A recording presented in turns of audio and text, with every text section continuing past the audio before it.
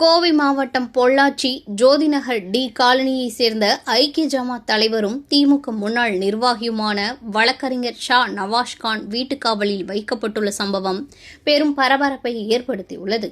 தனியார் யூடியூப் சேனலில் பேசிய அவர், தமிழக முதல்வர் குறித்து அதிமுக பொதுச் செயலாளர் எடப்பாடி பழனிசாமி கூறிய கருத்துக்கு எதிர்ப்பு தெரிவிக்கும் வகையில் எடப்பாடி பழனிசாமி கோவை மாவட்டத்திற்கு வந்தால் எதிர்வினை ஆற்றுவோம் என மிரட்டும் விதத்தில் பேசியதாக கூறப்படுகிறது.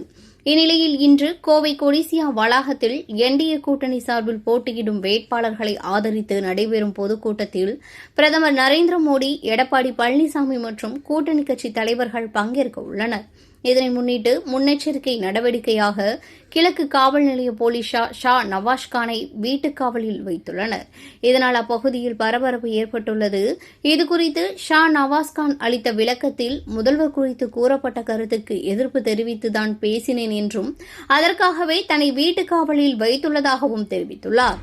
மேலும் காவல்துறை உள்ளிட்ட அரசு அமைப்புகள் மத்திய அரசின் கட்டுப்பாட்டில் செயல்படுகின்றன எனவும், அச்சுறுத்தலாக இருந்தாலும் திமுக மற்றும் கூட்டணி கட்சிகள் தங்கள் அரசியல் பணிகளை தொடர்ந்து மேற்கொள்வார்கள் என்றும் அவர் கூறினார்.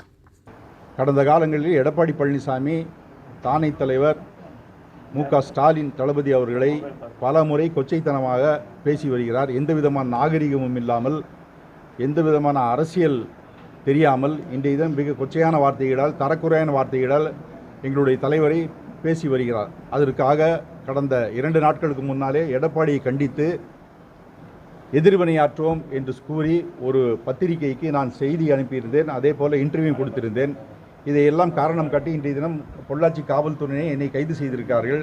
இது மிக தெளிவாக தெரிகிறது. இன்றைய தினம் ஒன்றிய அரசின் கீழ் முழு காவல்துறையும் எல்லா அரசு இயந்திரங்களும் இன்றைய தினம் ஒன்றிய அரசிற்காக செயல்பட்டு வருகிறது தெரிந்துவிட்டது. எப்படி என்றால், வேட்பாளர் தேர்வு முடிவு செய்யப்பட்டு முழுமையான இறுதி பட்டியல் வெளியான பிறகு கூட டிஜிபியும் சீஃப் செக்ரட்டரியும் மாற்றியிருக்கிறார்கள். இது முழுமையாக ஒன்றிய அரசின் கட்டுப்பாட்டில் இந்த கிளைகளெல்லாம், அரசு இயந்திரங்களெல்லாம் வந்துவிட்டதற்கு இந்த என்னுடைய கைது நடவடிக்கை மிக சிறந்த உதாரணமாகும். ஆனால் இது போன்ற அச்சுறுத்தல்களும் அடக்குமுறைகளுக்கும் திராவிட முன்னேற்ற கழகமாகட்டும், அதன் தொண்டனாகட்டும், திராவிட முன்னேற்ற கழகத்தினுடைய கூட்டணி தோழர்களும் எதற்குமே அஞ்ச மாட்டோம். இறுதி வரை நாங்கள் போராடுவோம்.